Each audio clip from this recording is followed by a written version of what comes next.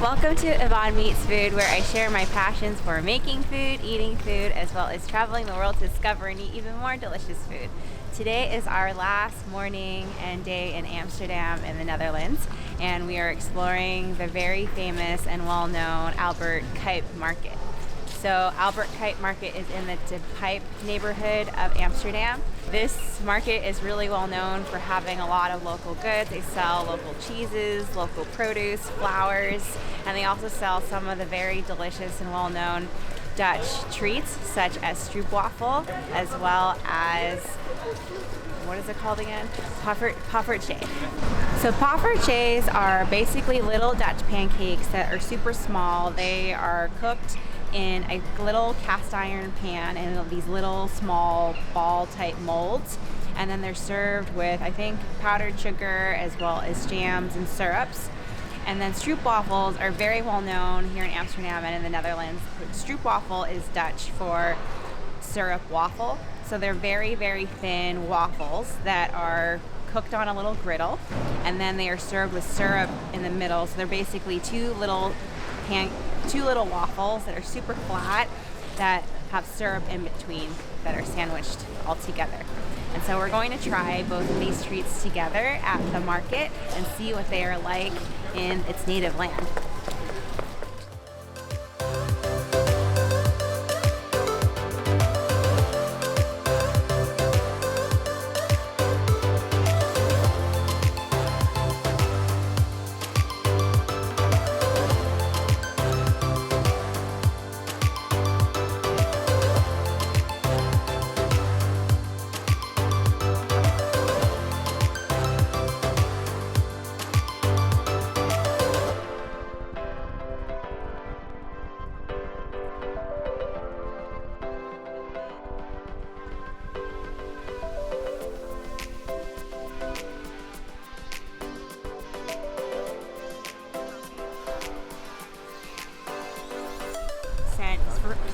For 50 euro cents each.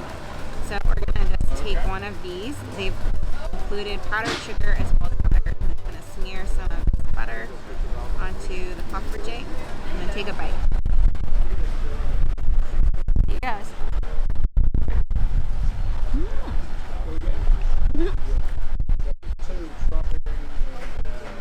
This is super yummy. It has that really, really nice griddle taste from the little cast iron griddle that they put them on. It has like really, really nice crisp edges. As you can see from these little bits of brown.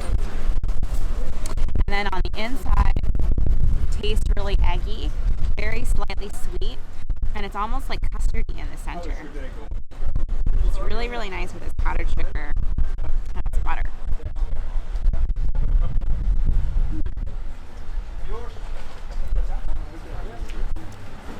Kind of tastes like a crepe, like a French crepe, but just puffier and fluffier and more custardy on the inside. I'm gonna add some more of this butter and powdered sugar.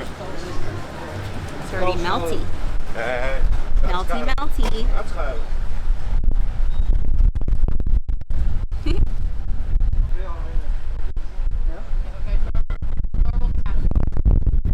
I really love these crisp edges on the outside.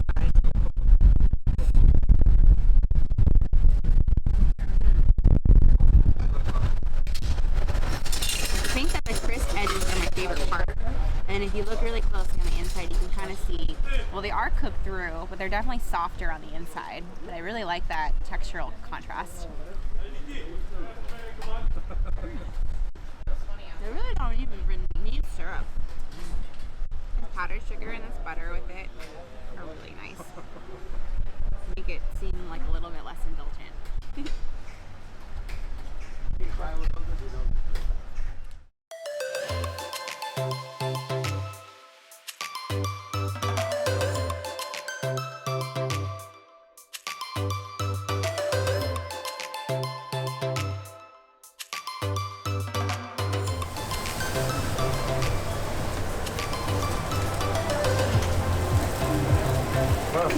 So take about 30, 40 seconds for the regular size. And then it comes out like a fresh baked waffle, and I slice it in half. Yeah. So I cut it open, Then I put the filling in the middle.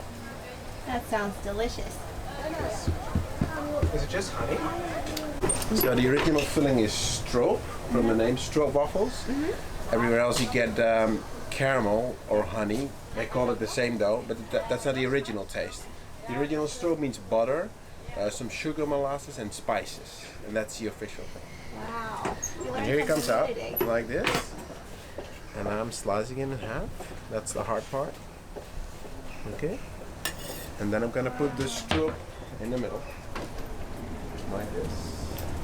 It's burning my hand every single time. And this is a regular, original stroop. Wow. What are the spices? Just your secret spices, or just? Yeah, but cinnamon is the one you need. You can buy factory dough. There's no spices in it, only vanilla. So we just got a Stroopwafel, a super Stroopwafel. That is €3.50 from this very nice vendor here. And this is the size of the Stroopwafel. That's super Stroopwafel. Super Strooper. So the man who served us, he freshly had really thick syrup that you can see here, put in between. So it's basically sandwiched. So now we're gonna take a big bite of one. Ooh, look how like syrupy it is. Super syrupy. It's like really thick, almost like honey.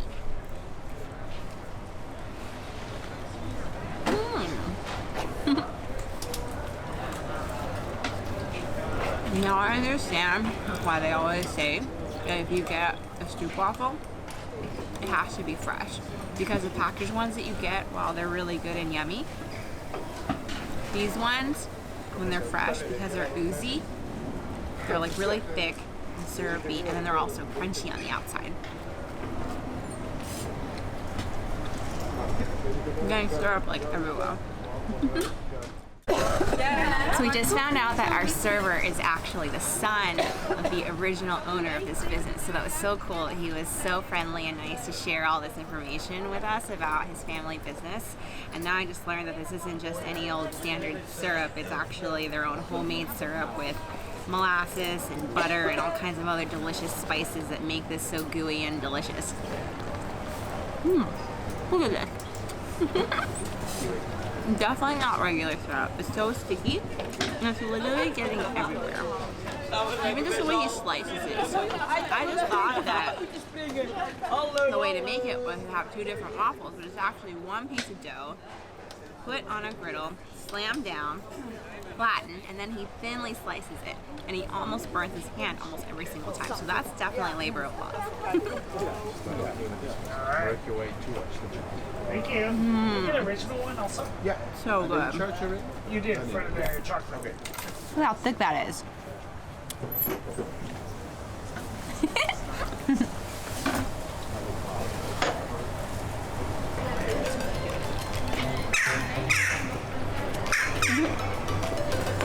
Oh, it's stuck in my tooth.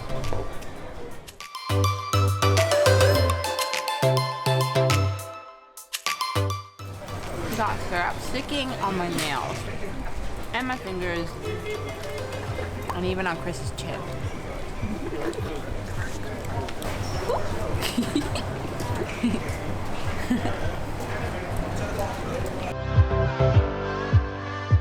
It definitely beats the packaged ones.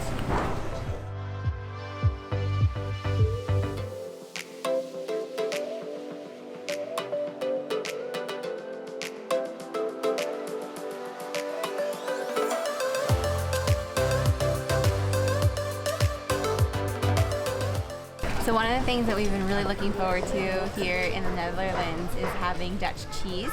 Gouda, or Gouda as we say in the US, is really, really popular here.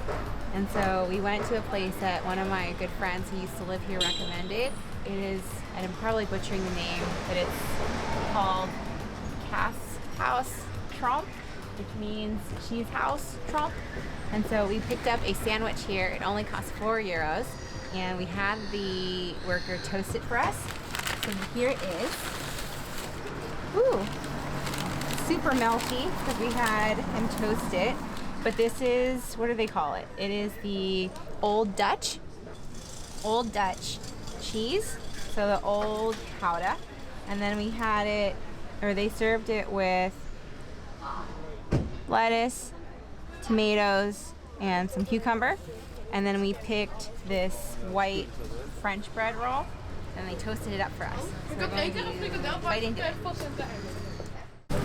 So we got here at a really good time. There's only one other person in front of us in the line. And then now there's this really, really long line that's almost coming out to the entrance of the cheese shop. So really, really good timing. And I actually don't know if this sandwich should have been toasted, but I asked the guy to toast it for us. Kind of gave us a little bit of a funny look, but it's okay. I don't really know if you're supposed to eat Gouda melty like this, but we're gonna give it a try. So here goes.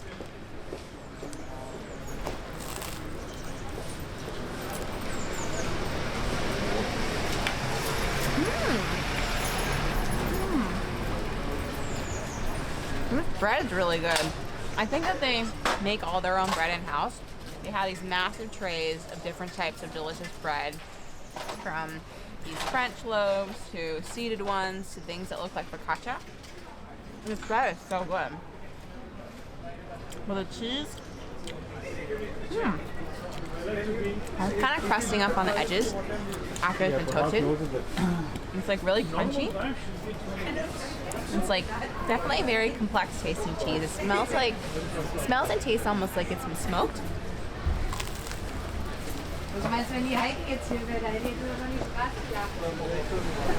So I don't really know if old Gouda cheese is supposed to be smoky and nutty, but this flavor is definitely very nutty. It's a little bit salty. It's also has a tinge of sweetness. And ooh, look at this big hunk that I just took off. We had them toast it, so the inside got really melty, but then the edges immediately started drying up. Oh my god, these taste like those really, really delicious cheese sticks that you get at really nice Italian restaurants. These edges are so good.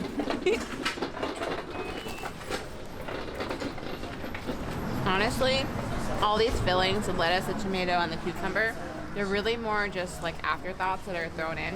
I feel like the real focus here is this really delicious nuttiness, smokiness of the cheese, and then this fresh softness of this French bread loaf.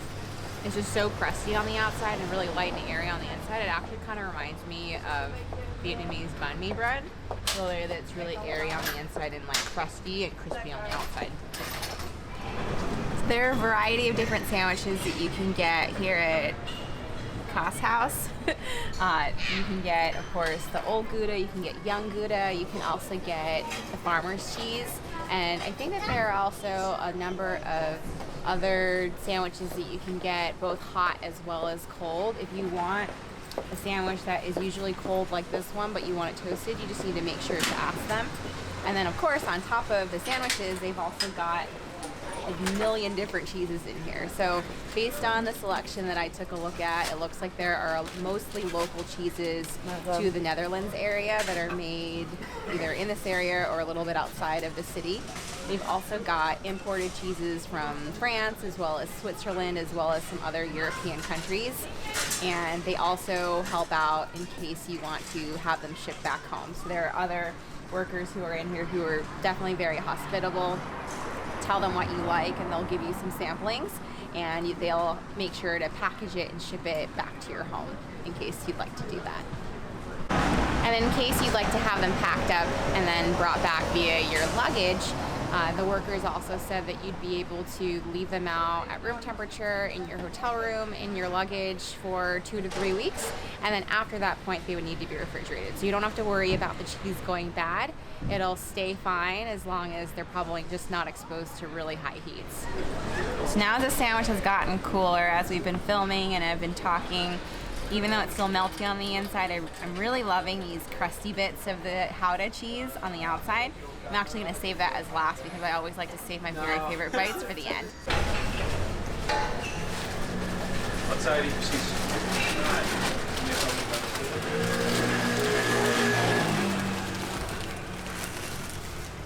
half bite, crusty and crunchy.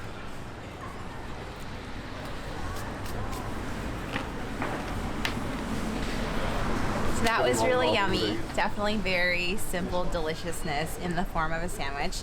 Again, the real highlights of the sandwich were the cheese, of course, because this is from a very well-known and respected cheese store here in Amsterdam, and also the bread. The bread cannot be understated. It's definitely really crunchy, really crusty on the outside, super fresh, and very soft and airy on the inside.